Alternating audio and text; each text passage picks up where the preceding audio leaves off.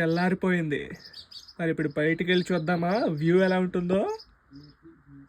చూద్దామా పిల్లలు, వెళ్దామా బయటకి? ఇప్పుడు చూద్దాం వ్యూ ఎలా ఉందో. Lake view.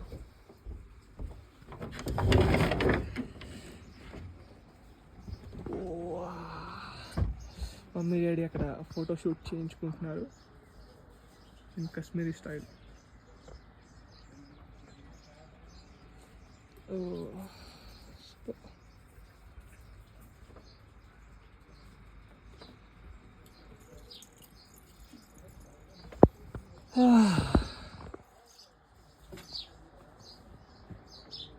Daddy mummy hi.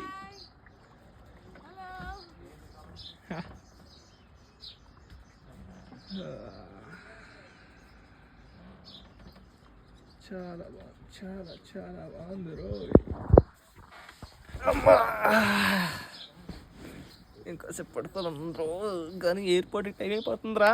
వెళ్ళరా.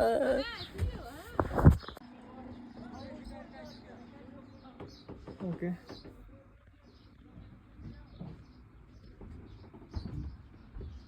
డాడీ, మొత్తానికి ఎలా అనిపించింది బోట్ హౌస్? బాగుందా?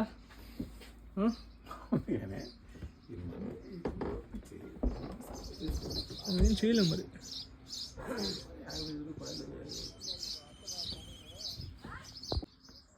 ఒకటేంటంటే ఇక్కడ మనుషులు ధూమపానం ఎక్కువ చేస్తారండి. పక్క వాళ్ళు టూరిస్టులు ఎవరిని పట్టించుకోరు.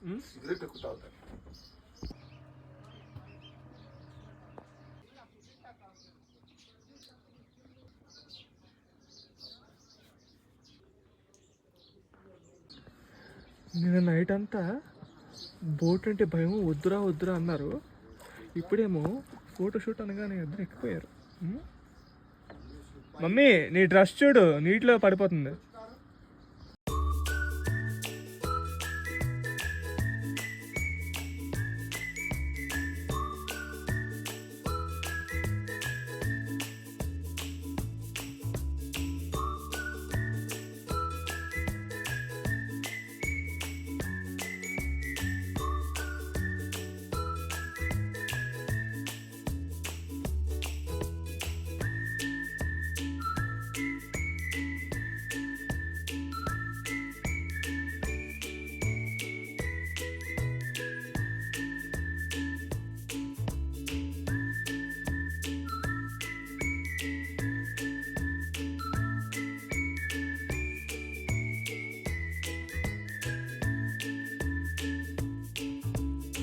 బోట్ ఎలా ఉంటుంది? ఇవన్నీ బోట్ హౌస్లే.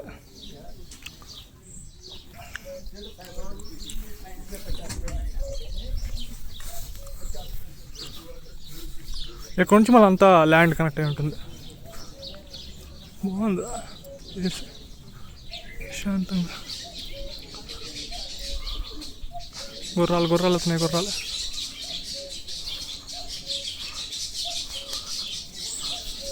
కుక్క వాడిమ్మ భయం వేస్తుంది. వీడిని చూస్తేనే భయం వేస్తుంది. వాడిమ్మ అలా చూస్తుంది ఏంటది? అయ్యో, కుక్క నక్క కూడా తెలియట్లేదే.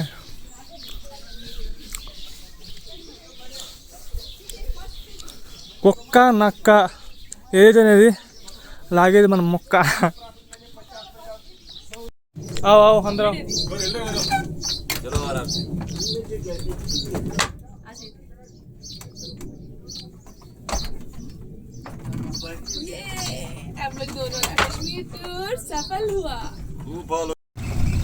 మేము నివసించిన బోట్ హౌస్ అది. ఇప్పుడు తిరిగి వెళ్ళిపోతున్నాం. Okay,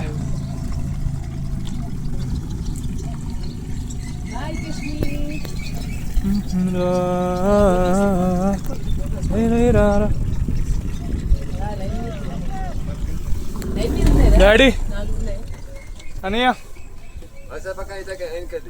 bye Kashmir. Bye bye Kashmir. మునిగితే బాగుంది టుపక్కుమని.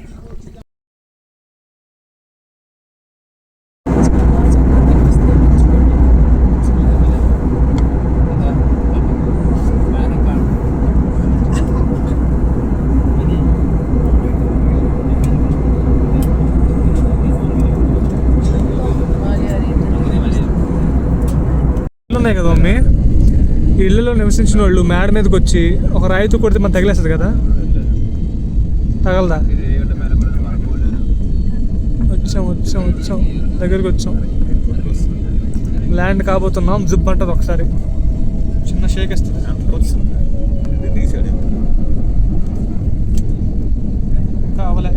కావాలే అది అయిపోయింది.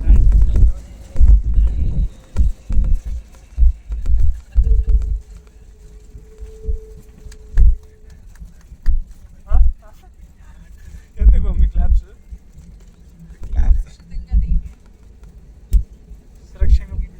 సురక్షితంగా దేవుడి ముఖ్యాన్ని కాబట్టి సురక్షితంగా అందరి తరఫున నేను దేవుడి ముఖ్యాన్ని.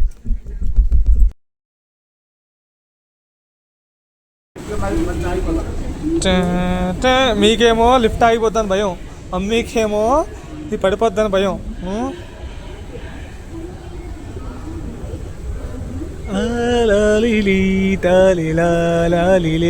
దిగినప్పుడు జాగ్రత్త దిగండి, ఓకే? నేను చూస్తాను మీరు అలా దిగుతారు. చూడండి, ధైర్యంగా నిల్చున్నారా? అది రాగానే ఇలాగ అడిగేసి వచ్చేయండి. రాగానే అంతే, ఇంకేం లేదు.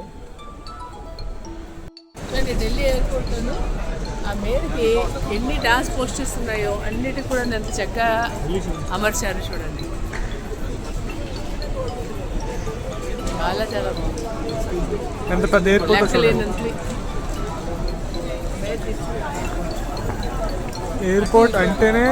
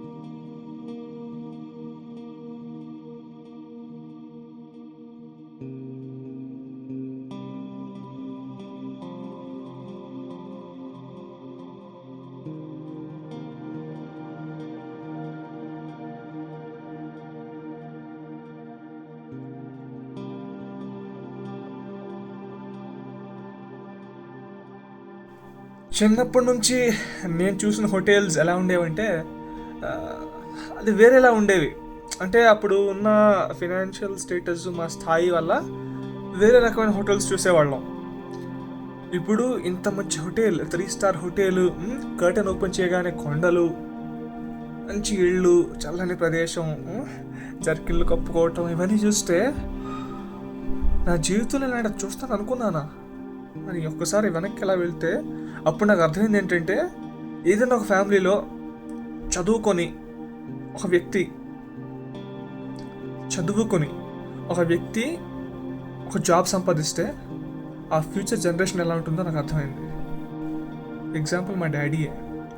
మా ఊర్లో జనరల్గా కూరగాయలు పండించి అమ్ముకోవటం, కూలీ పనులు చేయటం, మేస్త్రి పనులు చేయటం, ఇలాంటివి చేస్తుంటారు జనరల్లీ, కొంచెం ఇల్లిటరేట్స్, ఓకే? అలాంటి టైంలో చాలా తక్కువ మంది ఏం చేసేవారంటే లైబ్రరీకి వెళ్ళి చదువుకోవటం, ఈ టైం వేస్ట్ బ్యాచ్లతో తిరగకుండా కొంచెం చదువుకోవటం, జాబ్ మీద దృష్టి పెట్టడం చేసేవారు. అలా డిఎస్సి క్రాక్ చేశారు, టీచర్ అయ్యారు మా డాడీ. ఆ రోజుల్లో మా వీధి, మా ఏరియా అంతా టాక్ ఆఫ్ ద టౌన్ అయిపోయింది. అరే ఆనంద్రా టీచర్ అయ్యాడ్రా, సూపర్ రా అని. ఓకే, అలాగనే వాళ్ళ ఫ్రెండ్స్ అంతా టీచర్ అయ్యారంటే నో, రకరకాల ఫ్రెండ్స్ ఉన్నారు. పోస్ట్ ఆఫీస్లో పనిచేసే ఒక ఫ్రెండ్, టైలరింగ్ చేసే ఫ్రెండ్, యూనో ఇలా ఉన్నారు. కానీ డాడీ చదువుకోవడం వల్ల, డాడీకి పెళ్ళైన తర్వాత మా మమ్మీ వచ్చింది. మా మమ్మీకి డాడీ తెలుగు నేర్పించారు అనమాట. తెలుగు లిపి మా మమ్మీకి రాదు, మాట్లాడడం వచ్చు కానీ రాదు. సో ఎందుకంటే మమ్మీస్ చైల్డ్హుడ్ అంతా వెస్ట్ బెంగాల్లో ఉండటం వల్ల, ఆవిడ ఎందుకు అక్కడ ఉంది అంటే మా మమ్మీ వాళ్ళ డాడీ ఉద్యోగరీత్యా వెస్ట్ బెంగాల్ వెళ్ళవలసి వచ్చింది. సో రైల్వే జాబ్ అనమాట మా తాతది. సో అలా మా మమ్మీ డాడీకి పెళ్ళయింది. తర్వాత మేమిద్దరం పుట్టాం. పుట్టిన తర్వాత కూడా అంతా సజావుగా సాగిందంటే నో. డాడీ ఫ్యామిలీ రెస్పాన్సిబిలిటీస్ తీసుకోవటం వల్ల కొంచెం నార్మల్గానే మిడిల్ క్లాస్ ఫ్యామిలీలా సాగింది. ఆ తర్వాత అన్నయ్యకి జాబ్ వచ్చింది. ఇప్పుడు నేను జాబ్ ట్రయల్స్లో ఉన్నాను.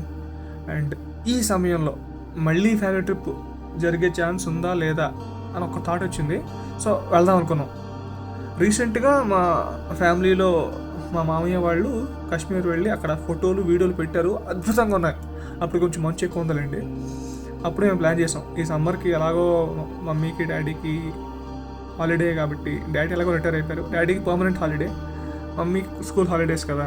నేను ప్రిపరేషన్లో ఉన్నాను, నాకు హార్డ్ అండ్ ఫాస్ట్ రూల్ లేదు దాట్ మేము అక్కడికి వెళ్ళకూడదని. సో ఇలా వచ్చాం. ఓకే, ఎంజాయ్ చేసాం. ఇటువంటి హోటల్ ఎక్కడ చూడలే, కర్టెన్ ఓపెన్ చేయగానే కొండలు. అండ్ ఏ చిన్న సమస్య ఉన్నా 9కి కాల్ చేసి రిసెప్షన్స్ కాల్ చేస్తే అన్ని సమస్యలు తీర్చేయటం,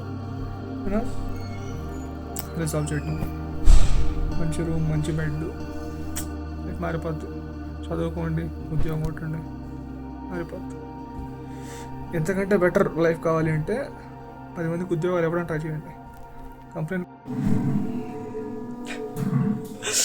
కంగారు పడకండి, నేనే మొత్తం తీసాను.